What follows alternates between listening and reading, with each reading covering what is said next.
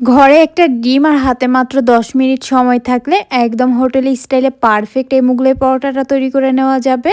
আসসালামু আলাইকুম এভরিওয়ান। আজকে আমি হোটেল স্টাইলে একদম অল্প সময় মাত্র একটা ডিম দিয়ে খুব সহজে ঝটপট তৈরি করে নেওয়া যাবে এমন একটা মুগলাই পরোটার রেসিপি শেয়ার করব। খেতে অনেক বেশি মজার এই মুগলাই পরোটাটা বিকেলের নাস্তায় অথবা অতিথি আপ্যায়নে এটা তৈরি করে পরিবেশন করতে পারেন। কাউকে না বললে তো বুঝতেই পারবে না আপনি যেটা বাসায় তৈরি করেছেন। তো মুগলাই পরোটাগুলো তৈরি করার জন্য প্রথমে একটা মিক্সিং বলে ১ কাপ ময়দা নিয়ে নিচ্ছি। তার সাথে দিয়ে দিচ্ছি স্বাদ মতো লবণ, হাফ চামচ চিনি। এখন হচ্ছে এই শুকনো উপকরণগুলো হাত দিয়ে ভালোভাবে মিশিয়ে নিব। শুকনো উপকরণগুলো মিশিয়ে নেওয়ার পর এবার এখানে ১ চামচ রেগুলার রান্নার তেল দিয়ে এবার এটাকে ময়দার সাথে মিশিয়ে নিচ্ছি। তারপর এখানে অল্প অল্প করে কিছু পরিমাণ পানি দিয়ে ভালোভাবে মিশিয়ে একটা সফট ডো তৈরি করে নিব। আর পানিটা কিন্তু এখানে একবারে না দিয়ে এভাবে করে অল্প অল্প করে দেওয়ার চেষ্টা করবেন, তাহলে পারফেক্ট একটা ডো দেখবেন খুব সহজেই তৈরি করে নেওয়া যাবে। ডোটা তৈরি করে নেওয়া হয়ে গেলে এবার এটাকে আরও বেশ কিছুক্ষণ মথে নিয়ে এর উপরে এভাবে করে সামান্য তেল লাগিয়ে নিচ্ছি। এতে করে ডোটা উপর থেকে ড্রাই হয়ে যাবে না। তারপর ঢেকে ডোটাকে রেস্টে রেখে দিব ১০ মিনিটের জন্য। এরই মধ্যে মুগলাই পরোটার ভিতর দেওয়ার জন্য ডিমের পোরটা তৈরি করে নিব। এখানে একটা মিক্সিং বলে ১ কাপ পেঁয়াজ কুচি নিয়ে নিচ্ছি। তার সাথে এখানে দিয়ে দিচ্ছি স্বাদ মতো লবণ, 1/4 চা চামচ টেস্টি সল্ট। হোটেলগুলোতে এই টেস্টি সল্টটা দেওয়ার কারণে মুগলাই পরোটাটা খেতে অনেক বেশি ভালো লাগে। আপনাদের হাতের কাছে থাকলে দিবেন, না থাকলে এটা স্কিপ করতে পারেন। আর দিচ্ছি এখানে ৩টা কাঁচামরিচ কুচি, অল্প কিছু পরিমাণ ধনিয়া পাতা কুচি।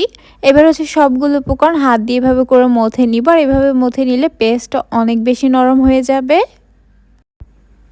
কিছুক্ষণ মথে নেওয়ার পর পেঁয়াজটা যখন নরম হয়ে গেছে এই পর্যায়ে এখন এখানে একটা ডিম ভেঙে দিয়ে দিচ্ছি। তারপর ডিমটাকে পেঁয়াজের সাথে ভালোভাবে মিশিয়ে নিচ্ছি। এবারে ডিমের মিশ্রণটাকে একটা সাইডে রেখে দিব। এরপর আগের থেকে যে ডোটা রেস্টে রেখে দিয়েছিলাম এটা এর মধ্যে আরও অনেকটাই সফট হয়ে গেছে। এখন এই ডোটাকে আরও বেশ কিছুক্ষণ হাত দিয়ে ভালোভাবে মথে নিব। মথে নেওয়ার পর এখন এই ডোটাকে ২ ভাগ করে লেচি কেটে হাত দিয়ে এভাবে করে একটু গোল করে নিব। এতে করে খুব সহজে বেলে নেওয়া যাবে।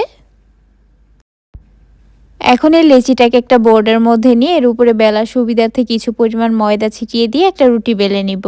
আর রুটিটা চেষ্টা করবেন একটু পাতলা করে বেলে নেওয়ার জন্য।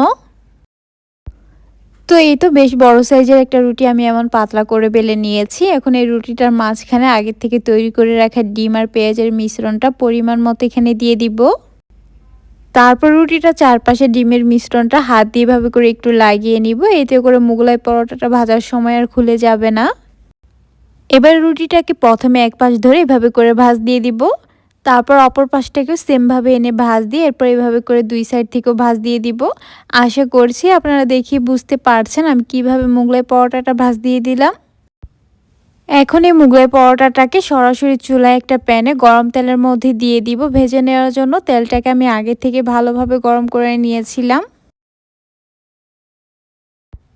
চুলার আঁচ মিডিয়ামে রেখে এক পাশ কিছুটা ভেজে নেওয়া হয়ে গেলে এবার এটাকে উল্টিয়ে দিব। আর উপর থেকে এভাবে করে একটু তেলটা দিয়ে দিব। এতে করে মুগলাই পরোটাটা অনেক বেশি ফুলকো হবে। আর এভাবে করে কিছুক্ষণ পর পর এপাশ ওপাশ করে মুগলাই পরোটাটাকে চুলার আঁচ মিডিয়ামে রেখে ভেজে নিব। খুব বেশি আঁচে ভাজা যাবে না, তাহলে উপরটা দ্রুত কালার চলে আসলে ভিতরটা ভালোভাবে কুক হবে না। তো মুগলাই পরোটাটা আমি একটু লালচে কালার করে ভেজে নিয়েছি। দেখতেই পাচ্ছেন এটা কতটা ফুলকো হয়েছে। আমার এই মুগলাই পরোটাটা ভাজতে ৭ থেকে ৮ মিনিটের মতো সময় লেগেছে। এবার এটাকে তেল থেকে উঠিয়ে নিব। আর একইভাবে আমি আরেকটা মুগলাই পরোটা ভেজে নিয়েছি। এখন চলুন আপনাদের সাথে মুগলাই পরোটাগুলো কেটে শেয়ার করি। মাশাআল্লাহ, দেখতে পাচ্ছেন মুগলাই পরোটাটার ভিতরটা কতটা পারফেক্টভাবে কুক হয়েছে। বিশ্বাস করবেন কিনা জানি না, এটা যে আমি বাসায় তৈরি করেছি কাউকে না বললে বুঝতেই পারবে না। খেতে অনেক বেশি মজার। আমি উপর থেকে কিছু টমেটো কুচি আর পেঁয়াজ কুচি দিয়ে পরিবেশন করেছি। আপনারা চাইলে এমনিও পরিবেশন করতে পারবেন অথবা টমেটো সসের সাথে। যেটার সাথেই পরিবেশন করেন না কেন বিকেলের নাস্তা বা অতিথি আপ্যায়নে সবাই অনেক বেশি পছন্দ করবে আর মজা করে খাবে। আশা করছি আমার এই সহজ রেসিপিটি আপনাদের ভালো লেগেছে। ভালো লাগলে আমার পেজটা ফলো করার অনুরোধ রইল, তার সাথে আমার চ্যানেলটা সাবস্ক্রাইব করার। তাহলে আজ এই পর্যন্তই, আবার দেখা হবে নতুন কোনো এক রেসিপিতে।